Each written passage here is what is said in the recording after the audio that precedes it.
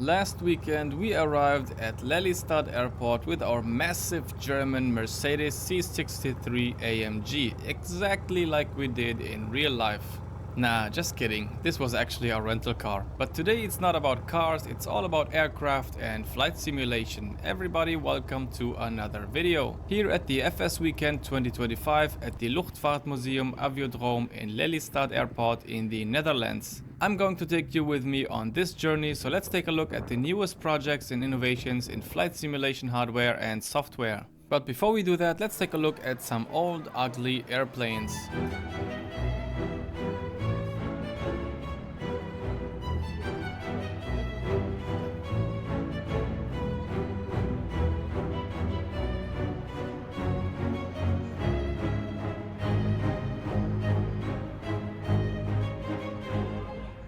Of course, the main act, the showstopper, was no one less than WinWing. They introduced their brand new Cyber Taurus series, which includes this beautiful motorized Boeing yoke for which you can set the damper and spring settings according to your preferences. Also included in this series are these two dancing queens, which are also motorized, which means force feedback at its best. But my absolute favorite by now is this brand new metal Airbus Throttle with integrated backlighting, detents for reverse idle, which we all know were missing in the Thrustmaster ones, mechanically locked engine master switches, and if that's not enough, WinWing completed this beautiful setup by adding mechanically locked flap levers, a switch to arm the spoilers, and even the parking brake is mechanically locked. And the best thing about all of this is the price. I expected something around $200 for the throttles alone. Instead, they will be sold for $128.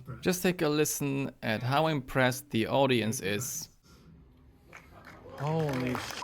Oh my goodness. And if you want the throttle panel with the speed brakes and flap levers, you will pay around $108. WinWing also announced the price for the Boeing 737 autopilot panel, which will be around $150. It's simply a win-win situation. Alright, moving on to the next impressive project, the 737 DIY sim, which is an almost completely 3D printed Boeing 737 cockpit. Can you imagine that this is 3D printed? Let that sink in. Then there is Mickey's flight deck. This guy has been building this cockpit for 7 years now. Just look at how extremely detailed this is. I touched a couple of switches and it felt just beyond amazing.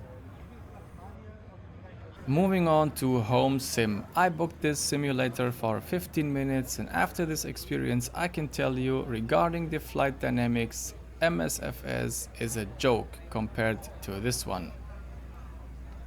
Well, other than the already shown projects, there was not much to see if you think about home simulator use and in a price range that is affordable for everyone. Except for another Airbus cockpit, some military gear, a DA40 simulator, an Airbus overhead panel, this one felt very nice by the way, some other smaller projects like this radio panel and standby display, a Boeing overhead panel from a Turkish company which also had a full motion seat, and the most detailed Airbus throttle panel I have ever come across. What I liked seeing is this Fokker 100 so close, which is intended for short distances and can accommodate about 100 passengers. A total of 283 aircraft were built. This one made its first flight on November 13th, 1986 from Amsterdam Airport. The launching customer was Swiss Air in February 1988 and this one was donated to the museum by Air France KLM in June 2010. What was also cool though is getting inside this classic 747-200 with its massive 4 GE CF6 engines, a wingspan of almost 200 feet and a flight range of 6,800 nautical miles. This one made its first flight in 1969 and was in service until November 2003. This specific 747 is still used at the museum for special gatherings, meetings and even wedding ceremonies. Well, that was everything that you could touch and feel. Now let's move on to FlightSim software and add-ons.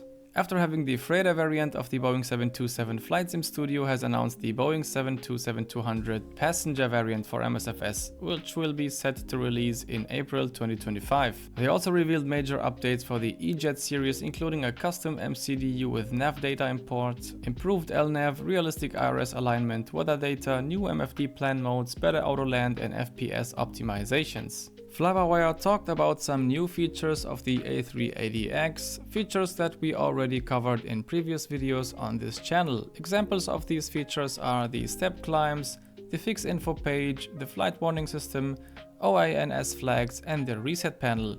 In case you missed those features, I will put a link to these videos in the description. MK Studios shared several major updates for their airport sceneries. Starting with Zurich and Dublin, both airports received updates for MSFS 2020 and 2024, improving visuals, lighting, and performance.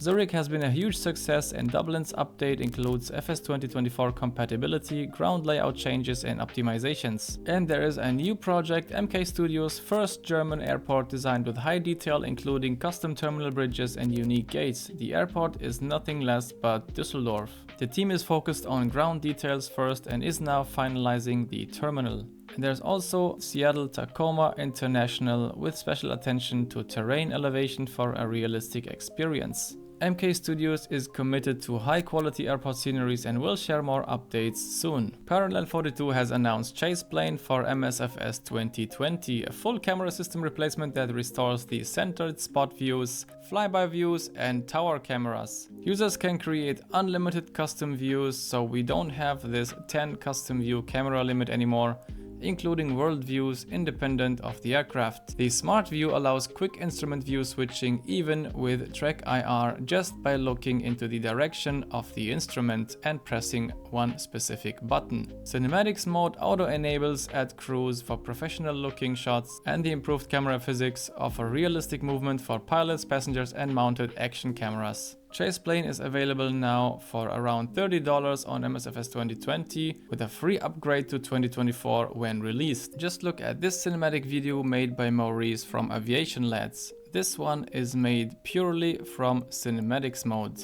By the way, I met Maurice at the FSWeekend, a really nice, professional, amazing guy. Make sure to check out his channel. He does cinematics for all kinds of add-ons, aircraft, and sceneries in the flight simulation world. And now to Navigraph. They have also announced a couple of features which we already covered in this channel. Some features like the SimBrief dispatch in Microsoft Flight Simulator and the live traffic and ATC networks in the Navigraph Charts app. But the newest feature is this scratch pad, where you can enter notes like the ATIS information or notes about your takeoff and landing performance data. And now to my absolute favorite AI-based ATC service. SayIntentions announced 3 major products. Let's start with OpenSky, the free AI-based ATC, which is now completely free and 100% cloud-based. This one operates without impacting any performance on your CPU or GPU. It features voice control, eliminating the need for menus, integrates with MSFS 2024 EFB, supports VR, and offers premium AI voices, and can also be integrated with SimBrief and Navigraph. Then there is Skynet, a real-time cross-platform multiplayer flight simulation network, which is currently available to all SayIntentions customers for Microsoft FlightSim 2020 and 2024. It will be freely available to the entire flight simulation community early this summer, with future support for X-Plane 11 and 12 and full ATC sequencing planned. And finally, the feature that all have been waiting for, the AI Living World, which means each injected airplane or pilot is an individual AI entity. There will be real-world schedules and gate assignments. The traffic flow follows the live or active sky custom weather. There are more than 1500 AI pilot voices with accents that match the airline. Also included is unlimited premium voices, and this works in MSFS 2020 and 2024. And last but not least, in my previous videos I talked about this website NextSimFlight, where you can enter your departure airport, the aircraft that you want to fly and the time. And based on this you will get suggestions for routes. Well, I met a guy named Luke which made this exact same use case just for a Discord bot. And let's be honest, I think that we spent much more time on Discord rather than a website. Let's actually take a listen. So this is Subhanallah. He's a free Discord bot. Invite him to any server and use the command plan. Let's choose an aircraft. So give me an aircraft. A350-900. A350-900. Give me a distance. Let's select short haul. Short haul. For now we'll say worldwide. Yeah. But we'll give it a departure. So give me any airport. Amsterdam. So EHAM. Hit go. What it does is it thinks about the aircraft, the distance, and any options, and it generates you something. So here we're flying from Amsterdam to Eindhoven on Corendon Airways. Here is the META. Here is your dynamic call sign. And with SimBrief, with one click, you import that flight plan into SimBrief. And away you go. And it's as simple as that. If you're in Discord with lots of friends, you can easily share flight plans. Just click the copy message link, give your friend a link, and he can immediately, or she can immediately find it. It's totally free. You just need to have access to invite an application to Discord. This bot has two additional features. You can track celebrities based on a celebrity database, and you can even track emergency services and show them on the map.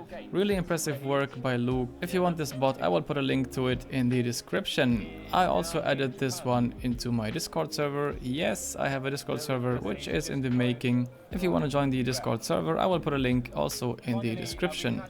Well, this concludes the video at the FSWeekend 2025. In case you didn't know, this was actually my first FlightSim Expo ever.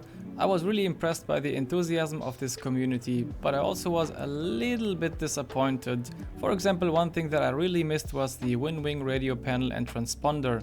Unfortunately, there was no information regarding the release or pricing, but I'm sure this will be announced soon enough. Nevertheless, I really enjoyed it and met a couple of content creators like Aviation Lads, the Flight Dog, Flight Streamer, and even the legendary Swiss001. I hope you enjoyed this journey too. Make sure to hit that like button and subscribe to always be up to date. Thanks for stepping by and see you in the next one.